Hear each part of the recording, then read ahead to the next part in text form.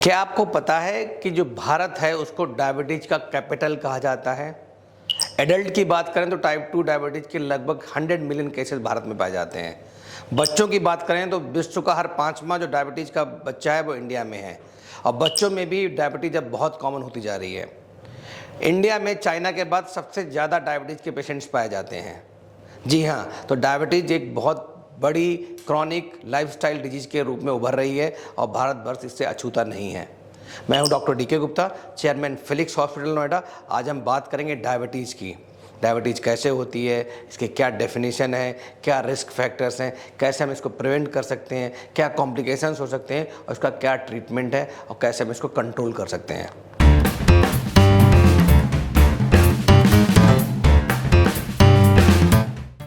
एक ऑर्गन होता है जिसको बोलते हैं पैनक्रियाज। पैनक्रियाज का काम होता है एक इंसुलिन नाम का हार्मोन को सिक्रीट करना, और जो इंसुलिन नाम का जो हार्मोन है ब्लड में आता है। ब्लड में जो ग्लूकोज होता है, जो हम लोग बहुत सारा खाना खाते हैं, जो भी हमारे डाइट्स में कार्बोहाइड्रेट जाते हैं डिफरेंट फॉर्म में, उन कार्बोहाइड्रेट्स को डाइजेस्ट करके ब्लड में जाते हैं, ग्लूकोज बनता है। ग्लूकोज जो है ब्लड से कोशिकाएं जो सेल्स है उसमें जाता है, जिससे हमारा ब्लड का ग्लूकोज लेवल कंट्रोल रहता है। और जो कोशिकाओं में जो ग्लूकोज जाता है, जो सेल्स में ग्लूकोज जाता है, उससे हमारी बॉडी को एनर्जी मिलती है। और जो बहुत सारी मेटाबॉलिक प्रक्रियाएं या जो रिएक्शंस के कोशिकाओं के अंदर होती हैं, उसको एनर्जी चाहिए होती है, वो भी ग्लूकोज को इसी से मिलती है। तो सिंपल भाषा में कि इंसुलिन जो एक हार्मोन है वो पैनक्रियाज से सिक्रीट होता है, और जो पैनक्रियाज से सिक्रीट होने वाला इंसुलिन वो ब्लड में पहुंचता है। ब्लड में जो ग्लूकोज जो कार्बोहाइड्रेट के टूटने से बना है, उसको ब्लड से कोशिकाओं के अंदर पंप करना या जिसको अपटेक करवाना कोशिकाओं का, उसका काम है। उसको जो इस प्रक्रिया को पूरा जो फैसिलिटेट करता है वो है इंसुलिन नाम का हार्मोन। अगर इंसुलिन कम हो गया तो ब्लड से ग्लूकोज कोशिकाओं में या सेल्स में नहीं जाएगा, तो ब्लड शुगर लेवल बढ़ जाएगा। या अगर ऐसा कुछ हो जाता है कि कोशिकाओं में कोई रेसिस्टेंस डेवलप हो जाता है इंसुलिन के अगेंस्ट, तो भी ब्लड शुगर लेवल बढ़ जाएगा, तो इससे डायबिटीज़ डेवलप हो जाएगी। तो इसी को हम डायबिटीज़ बोलते हैं। डायबिटीज़ मेजॉरिटी के रूप में बात करें तो सिर्फ 2 तरह की होती है। इसको एक टाइप 1 डायबिटीज़ बोलते हैं, जिसको इंसुलिन डिपेंडेंट डायबिटीज मेलिटस भी बोलते हैं, या जुवेनाइल डायबिटीज मेलिटस बोलते हैं। तो जो टाइप 1 डायबिटीज मेलिटस है, दूसरी होती है टाइप 2 डायबिटीज मेलिटस, जिसको एडल्ट ऑनसेट डायबिटीज मेलिटस भी बोलते हैं, और जो non insulin dependent diabetes mellitus होती है। जो कॉमनली बात करें तो जो टाइप 1 डायबिटीज मेलिटस है वो बच्चों में पाई जाती है। बच्चों मतलब वो पैदाइशी होती है, बट जिसको जो सिम्टम्स आते हैं वो 5 साल के बाद आते हैं। और उसका जो मुख्यतः जो कारण होता है, वो एक कारण होता है कि जो हमारी बॉडी का जो इम्यून सिस्टम है, खासकर जो बच्चा जो पैदा हुआ है, वो इम्यून सिस्टम जो है कहीं ना कहीं जो कोशिकाएं होती हैं पैनक्रियाज की, जो उसकी सेल्स को डिस्ट्रॉय कर देता है, जिससे इंसुलिन का सिक्रीशन बंद हो जाता है और डायबिटीज़ डेवलप हो जाती है। उसके कई सारे कारण हो सकते हैं। एक तो ऑटोइम्यून कोई डिजीज हो सकती है, कोई मेटाबॉलिक डिसऑर्डर हो सकता है, या कोई वायरल इन्फेक्शन डिलीवरी के समय हो गया और डिलीवरी से पहले हो गया हो, या कोई ऐसा कोई टॉक्सिन बॉडी में अपटेक हो गया हो बच्चे के अंदर जिसने पैनक्रियाज को डिस्ट्रॉय कर दिया हो, जिससे पैनक्रियाज की जो बीटा सेल्स हैं जिनसे इंसुलिन निकलता है, उसका प्रोडक्शन खत्म हो जाता है या बहुत कम हो जाता है, जिसकी वजह से टाइप 1 डायबिटीज मेलिटस डेवलप होता है। अब बात करते हैं टाइप 2 डायबिटीज मेलिटस की। टाइप 2 डायबिटीज मेलिटस में क्या होता है कि जो इंसुलिन तो सीक्रेट हो रहा होता है बॉडी में, बट या तो वो थोड़ा इंसुलिन कम हो जाता है एज के साथ, और साथ में इंसुलिन की जो इफेक्टिविटी है वो कम हो जाती है, मतलब इंसुलिन के अगेंस्ट बॉडी में रेसिस्टेंट डेवलप हो जाता है। इसके बहुत सारे कारण हैं, उनके बारे में बात करेंगे। तो दोनों में डिफरेंस क्या है, एक में इंसुलिन कम हो रहा है नहीं हो रहा है, दूसरे में इंसुलिन के अगेंस्ट जो बॉडी में रेसिस्टेंट डेवलप हो जा रहा है। ये दोनों की पैथोलॉजी है।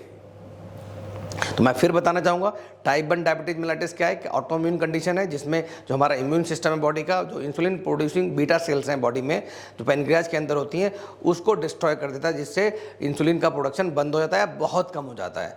दूसरा टाइप 2 डायबिटीज मेलिटस क्या है, जिसमें इंसुलिन प्रोड्यूसिंग जो सेल्स हैं वो तो काम अच्छे से कर रही होती हैं, बट बॉडी की जो सेल्स हैं जिसमें अपटेक हो रहा होता है शुगर का ब्लड से, उसके अंदर कहीं ना कहीं किसी लेवल पर रेसिस्टेंट डेवलप हो जाता है, जिससे इंसुलिन का काम इफेक्ट खत्म हो जाता है और ब्लड से जो शुगर है वो कोशिकाओं में नहीं जा रही होती, इससे ब्लड शुगर लेवल फिर बढ़ जाता है, तो वो भी एक डायबिटीज हो जाती है। बच्चों की बात करें तो इस समय लाख से ज़्यादा बच्चे जो ऐसे हैं जो टाइप 1 डायबिटीज मेलिटस से सफ़र कर रहे हैं, वो इंडिया में है। और बहुत सारे बच्चों की इनमें बहुत सारे कॉम्प्लिकेशंस हो जाते हैं, बाद में बहुत सारे इवन समस्याएं होती हैं फ्यूचर में, तो उनके बारे में हम बात करेंगे।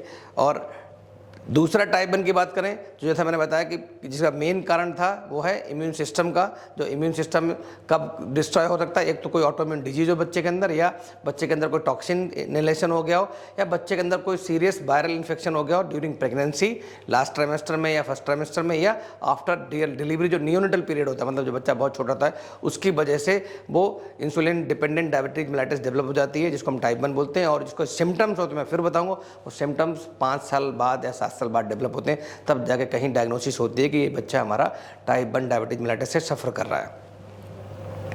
तो यहाँ तक बिल्कुल क्लियर हो गया सबको। अब हम बात करते हैं रिस्क फैक्टर्स की, कि टाइप 1 डायबिटीज़ के रिस्क फैक्टर्स क्या हैं, कौन से ऐसे बच्चे हैं जो हाई रिस्क हो सकता है जिनको टाइप 1 डायबिटीज़ मेलाइटिस डेवलप करने का।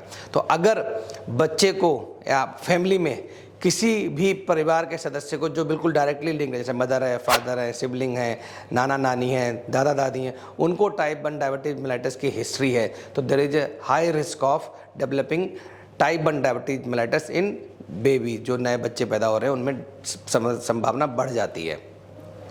दूसरा रिस्क फैक्टर क्या, अगर किसी को वायरल इन्फेक्शन ड्यूरिंग प्रेगनेंसी या पोस्ट नेटल पीरियड में, during early neonatal period, early जो अवस्था होती है 1 महीने से कम या 2 महीने से कम की उम्र में, अगर उसमें कोई वायरल इन्फेक्शन हो गया या कोई इम्यून डिस्ट्रॉइंग फैक्टर जैसे टॉक्सिन इनहेलेशन हो गया, तो भी चांसेस बढ़ जाते हैं डायबिटिक मेलाइटिस डेवलप करने के लिए टाइप 1। या बच्चे को कोई ऑटो इम्यून डिसऑर्डर है, मीन्स पैदाइशी उसको कोई मेटाबॉलिक सिंड्रोम है या कोई ऑटो इम्यून डिसऑर्डर है जिसने उसने पेनक्रियाज की सेल्स को नष्ट कर दिया है, जो बीटा सेल्स है उनसे इंसुलिन का सिक्रेशन नहीं हो पा रहा है, जिसकी वजह से टाइप 1 डायबिटिक मेलाइटिस हो गई है।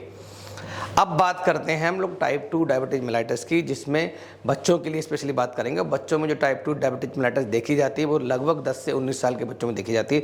मतलब नॉर्मली जो एडोलेसेंट या किशोरावस्था वाला एज ग्रुप होता है वो ज़्यादा इससे सफ़र करता है। ऐसे कौन से बच्चे हैं जिनको टाइप 2 डायबिटीज मेलाइटिस होने की संभावना है? और मैं फिर बता रहा हूँ, टाइप 2 डायबिटीज मेलाइटिस का जो इंसिडेंस है, प्रेवलेंस है, वो इंडिया में बहुत बढ़ गया है। विश्व का हर 5वां डायबिटीज़ का जो बच्चा मरीज है, जो किशोरावस्था वाला बच्चा मरीज है, वो इंडिया में पाया जाता है। मतलब 20% डायबिटिक लोड बच्चों वाला इंडिया में है। और उसका जो रिस्क फैक्टर कि अगर मदर को जेस्टेशनल डायबिटीज मेलाइटिस है तो चांसेस हैं कि उसको होने वाले बच्चे को टाइप 2 डायबिटीज मेलाइटिस फ्यूचर में संभावना बढ़ जाती है ड्यूरिंग एडोलेसेंस या इवन एडल्ट में भी। अगर बच्चा जो है पैदा हुआ तो प्रीमेच्योर हुआ है या बहुत लो बर्थ वेट हुआ है तो भी चांसेस बढ़ जाते हैं। तीसरा, बच्चे को लार्ज फॉर जेस्टेशनल एज है, मतलब उसका वेट बहुत ज़्यादा है, मतलब 4, 4.5, 5 किलो का बेबी डिलीवर हुआ है, और उस केस में भी जो फ्यूचर टाइप 2 डायबिटीज मेलाइटिस होने की संभावना बढ़ जाती है। चौथा जो मेन पॉइंट है जिसमें अगर बच्चा ओवरवेट है, ओबीज है, मतलब मोटापे का शिकार है, और स्पेशली जो उसका मोटापा है ट्रंकल ओबेसिटी जिसको बोलते हैं, पेट के अराउंड अगर उसकी जो मोटापा है, चर्बी है या जो ओबेसिटी है ज़्यादा है, तो भी चांसेस बढ़ जाते हैं। अगर बच्चा एक्सट्रीमली इनएक्टिव है, मतलब लिथार्जिक है, काम में फिजिकली एक्टिविटी नहीं कर रहा है, बिल्कुल कहीं भी सिर्फ स्क्रीन टाइम बढ़ा रहा है, सिर्फ कंप्यूटर पे, लैपटॉप पे, मोबाइल पे लगा रहता है और कोई फिजिकल एक्टिविटी नहीं कर रहा, तो भी संभावना डायबिटीज़ की बढ़ जाती है। अगर बच्चे को कोई मेटाबॉलिक सिंड्रोम है तो भी संभावना बढ़ जाती है। अगर बच्चे को कोई दूसरी प्रॉब्लम जैसे हार्ट डिजीज है, हाइपरटेंशन है, या कोई और मेंटल स्ट्रेस है, स्ट्रेस एक बहुत बड़ा फैक्टर बन गया टाइप 2 डायबिटीज मेलाइटिस का बच्चों में भी। हम पहले मानते थे कि बच्चों में स्ट्रेस नहीं होता, बट बच्चों में स्ट्रेस बहुत कॉमन है, बिकॉज अब बहुत कंपिटिटिव एरा चल रहा है इस समय। स्कूल हो, पीयर ग्रुप हो, या बहुत सारे कंपटीशन हो, इन सब में बच्चे आजकल पार्टिसिपेट कर रहे हैं, ऑनलाइन ऑफलाइन। उसका भी कहीं ना कहीं मेंटल प्रेशर पड़ता है, मेंटल स्ट्रेस डेवलप होता है, उसकी वजह से भी बच्चों में डायबिटीज़ टाइप 2 की संभावना बढ़ जाती है।